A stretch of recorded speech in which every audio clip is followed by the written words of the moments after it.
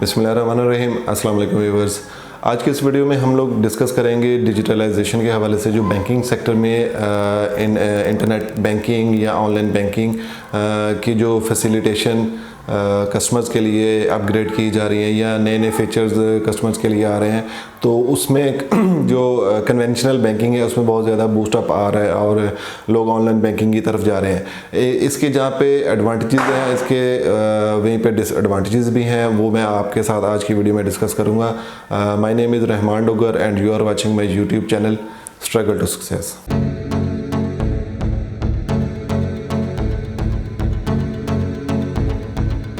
तो जैसा कि आप लोग जानते हैं कि डिजिटलाइजेशन की वजह से बहुत सारे बैंकों ने online banking CDM means cash deposit machines जो हैं वो डिस्प्ले कर दी हुई हैं, ताकि कोविड के बाद बहुत सारे लोगों को डिस्टेंस की वजह से बहुत ज़्यादा टाइम टेकिंग प्रोसेस हो चुका हुआ था और स्टेट बैंक ने और दूसरे निजी बैंकों ने इस पर फिर वर्कआउट किया और सीडीएम मशीन्स को आहिस्ता आहिस्ता इंस्टॉलेशन की तरफ वो लेके जा रहे हैं। और जिस बैंक की आज मैं आपको, जिसमें मेरा पर्सनल या मेरे बिजनेस का अकाउंट है, उसके हवाले से भी आपको बताऊंगा।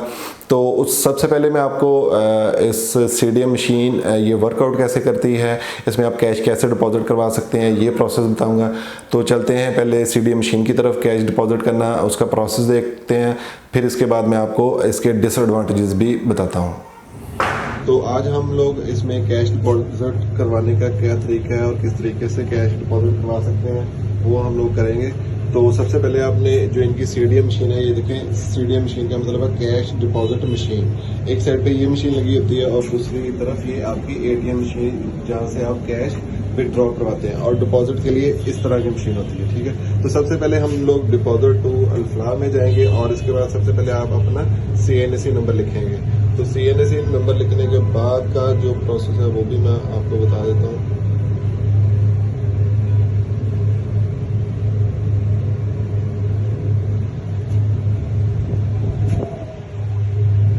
और उसके बाद आपने ये थंब इम्प्रेशन पे वो ब्लिंक करना स्टार्ट कर देगा। आपने अपना जो थंब इम्प्रेशन है वो लगाना, बायोमेट्रिक स्कैन हो रहा होगा। उसके बाद नेक्स्ट प्रोसेस जो होगा वो मैं आपको बताता हूँ। तो ये उसके बाद कैश डिपॉजिट की जो मशीन है वो आपको ये शो करेंगे। उसके बाद आपने जिस अकाउंट में पैसे ट्रांसफर करने हैं तो आपने अकाउंट नंबर लिखना है,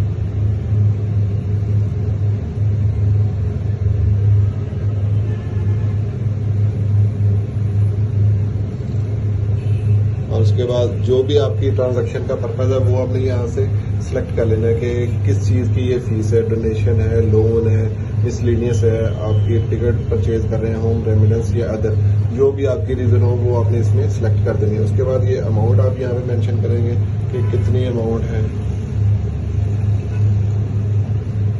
उसके बाद आप इसको यहाँ से क्लिक करेंगे, चेंज टू टाइटल करेंगे कि, उसके बाद आप इसको यहाँ से नेक्स्ट प्रेस कर देंगे तो जो उसका अकाउंट टाइटल होगा वो आपको चेक करवाएगा। तो उसमें आपने पहले आपको टाइटल से पहले वो पैसे कह रहा है कि आप अपने पैसे जो हैं वो डिपॉजिट करें। एक्सपेरिमेंट के तौर पे हम लोग 1000 जो है ना वो आपको डिपॉजिट करके दिखाएंगे।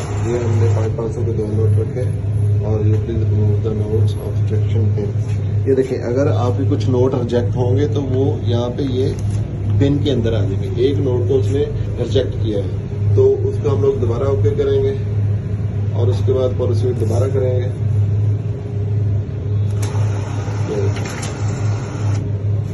ये चला गया।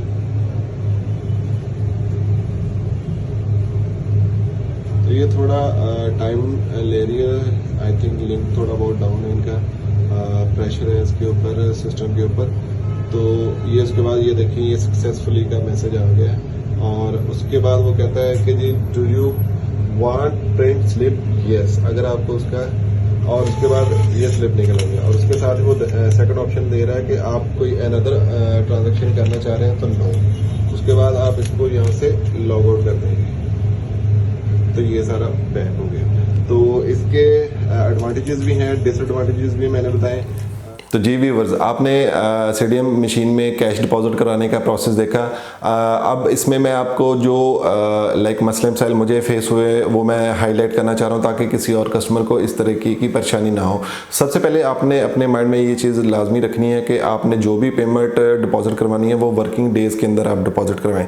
उसकी रीज़न जो है वो मैं आपको बता देता हूँ कि जो मसला मेरे साथ पेश आया कि सीडीएम मशीन पे मैं आफ्टर 5 o'clock फ्राइडे को बैंक अल-फलाह में बेसिकली मेरा अकाउंट है। बैंक अल-फलाह के अंदर मेरा कंपनी अकाउंट है जिसमें मेरा इवेंट मैनेजमेंट का या ब्रांड एक्टिवेशन का काम है। उसमें बिज़नेस के पॉइंट ऑफ व्यू से हमारे इवेंट्स चल रहे थे और हमें अपने वेंडर्स को पेमेंट वगैरह करनी थी। तो कैश पेमेंट नहीं करनी थी, हम लोगों ने उसको थ्रू बैंक के थ्रू उसको पेमेंट ट्रांसफ़र करना चाह रहे थे। तो मैंने सीडीएम मशीन की तरफ अपना को फॉलो किया कि मैंने कहा मैं अपनी जो कैश है वो मैं सीडीएम मशीन के थ्रू डिपॉजिट करके और अपने जो मतलब जिनको हमने पेमेंट करनी है उनको पेमेंट ट्रांसफ़र कर देता हूँ। तो होता क्या है कि आफ्टर 6 to 7 टाइम एग्जैक्ट मुझे याद नहीं है, लेकिन बैंक टाइमिंग क्लोज हो चुकी थी, फ्राइडे का टाइम था और उस सैटरडे संडे फिर ऑफ था। मैंने पेमेंट डिपॉजिट की है, वो पेमेंट चली गई है बिन के अंदर। अब आई डोंट नो, मुझे उससे पहले नहीं आइडिया था कि सीडीएम मशीन के अंदर बिन भी होती है। मैं दूसरी बिन नहीं समझ रहा था, लेकिन ये सीडीएम मशीन की अपनी इंटरनल एक स्पेस या मेमोरी आप कह लें कि वो होती है जिसमें अगर आपकी पेमेंट जाए और आपके अकाउंट में ट्रांसफ़र ना हो या कोई भी एरर की वजह से आपकी पेमेंट आपके अकाउंट तक ना पहुँच सके तो वो बिन के अंदर ट्रांसफ़र हो जाती है। तो मैंने वहीं पे हेल्पलाइन पे कॉल की, उन्होंने कहा कि जी it's not a big deal, ये हो जाता है लेकिन आपको पेमेंट वर्किंग डे में मिल जाएगी। मैंने कहा ठीक है, लेकिन मेरे लिए उस टाइम वो सिचुएशन बड़ी टफ थी क्योंकि मुझे उस टाइम अपने क्लाइंट को पेमेंट करनी थी और जो फैसिलिटी मैं यूज़ करने के लिए वहाँ पे पहुँचा वो फैसिलिटी मेरे लिए बजाय फैसिलिटी के लिए वो मेरे लिए दर्द सर बन गई कि मैं उसको पेमेंट करना चाह रहा हूँ और मेरी जो पेमेंट है वो बिन के अंदर चली गई है और अब मुझे उसको कैश देना है। बार के मैंने उसको जिस तरीके से भी मैनेज किया, लेकिन आप लोग इस चीज़ से बचें ताकि जो मसले मसाइल मुझे आए हैं वो किसी और को ना आए। इस वजह से ये वीडियो बनाने का मकसद भी ये है कि आप लोग अगर इन चीज़ों को यूटिलाइज़ करें तो इनको कीप इन माइंड रखें कि किस चीज़ को किन डेज़ के अंदर यूज़ करना है। आपने वर्किंग डेज़ के अंदर करें, वीकेंड स्पेस को ना करें क्योंकि बैंक ऑफ होते हैं, फिर वो आपको जो आपकी पेमेंट है वो रिवर्स प्रोसेस में आने के लिए टाइम लगता है। तो फ्राइडे को मेरी पेमेंट फंसती है, सैटरडे संडे गुजरता है, मंडे को मैं जाके एप्लीकेशन देता हूँ। ये एप्लीकेशन भी आपकी स्क्रीन पे आ रही होगी। ये बैंक अल-फलाह के जो ऑपरेशन मैनेजर्स हैं उन्होंने एप्लीकेशन लिखी है, उसमें आपकी ब्रांच कोड आ जाता है, आपका मतलब कस्टमर अकाउंट आ जाता है उसमें, फिर आपने कितनी अमाउंट डिपॉजिट करवाई थी, ये सारी उन्होंने मुझसे क्वेश्चंस किए हैं कि कितनी अमाउंट थी, नोट कौन से थे, 500 का था, 1000 का था, 5000 का था, ये सारे क्वेश्चंस उन्होंने मुझे पूछे। फिर डेट वो उस एप्लीकेशन के ऊपर मेंशन करेंगे, टाइम, सीसीटीवी वीडियो उन्होंने निकाली और सीसीटीवी वीडियो के ज़रिए पहले वो वेरीफाई उन्होंने किया कि हाँ आया कि आप ही हैं और कितनी आपने, वो मतलब क्रॉस चेक उन्होंने इन अ सेंस किया। उसके बाद वो फिर बैंक अल-फलाह की जो पीएम मतलब ब्रांच उसमें लिखेंगे कि कौन सी ब्रांच में आपने जाके ये ट्राई करने की कोशिश की कि आपकी पेमेंट वहाँ पे डिपॉजिट नहीं हो सकी, तो नो कैश डिपॉजिट पे वो क्लिक करके देंगे आपको। उसके बाद बाकी वो रिमार्क्स लिख के देंगे और ऑपरेशन मैनेजर उस पर साइन एंड स्टैम्प करके वो स्कैन कॉपी हेड ऑफिस भेजता है। तो जहाँ इसके इतने बेनिफिट्स हैं कि विद इन 1 क्लिक आप अपनी पेमेंट दुनिया में कहीं भी ट्रांसफ़र कर सकते हैं या रिसीव कर सकते हैं। तो इतना अपडेटेड होने के बावजूद जो बैंक ने हमें पैसे वापस करने हैं, बैंक में पैसे डिपॉजिट करना तो बहुत आसान है, लेकिन बैंक में अगर आपके पैसे फंस जाएं तो इट्स अ लेंथी प्रोसेस। मुझे 3 से 4 दिन ऑलमोस्ट लग गए अपनी ही पेमेंट को वापस लेते लेते। तो वो जी ईमेल कर दी हुई है हेड ऑफिस को, ये है वो है। तो अगर इतनी डिजिटलाइजेशन है, आपका ऑनलाइन सिस्टम इतना अच्छा है, या तो इस सिस्टम को इतना अच्छा या इतना स्ट्रॉन्ग रखें कि जो कस्टमर को फैसिलिटी आप देने जा रहे हैं वो फैसिलिटी ही रहे, ना कि उसके लिए वो दर्द सर बन जाए। तो उम्मीद करता हूँ आपको आज की वीडियो पसंद आई होगी। इसमें हमने सीडीएम मशीन में कैश कैसे डिपॉजिट करते हैं वो तरीका सीखा, और अगर आपकी पेमेंट फंस जाए तो पेमेंट को रिवर्स आपने कैसे करवाना है वो तरीका हम लोगों ने आपको बताया। Hope you would like this video. Next इस तरह की वीडियोज़ या मोर इन्फॉर्मेटिव वीडियोज़ के लिए हमारे चैनल को लाइक एंड सब्सक्राइब ज़रूर कीजिए। अपना बहुत सारा ख्याल रखिएगा। अल्लाह हाफिज़।